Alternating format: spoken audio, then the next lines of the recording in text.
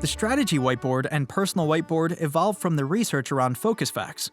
The power of focus and its ability to influence direction is substantial. Deliberate focus on predetermined outcomes further enhances earned success in life and ultimately personal fulfillment.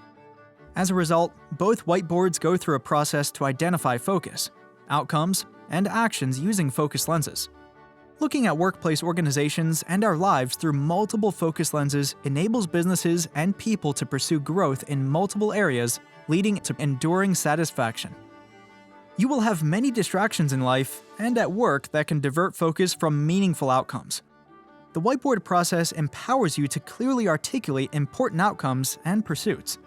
When the inevitable interruptions jump in your way, you can quickly anchor your focus on the outcomes identified in the strategy whiteboard and personal whiteboard.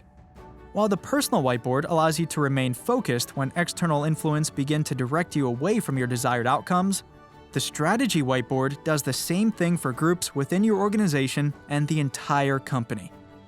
At work, your ability to recognize that others are becoming distracted from the unified company focus and then tactfully shifting focus will enable your team or your organization to accomplish important goals.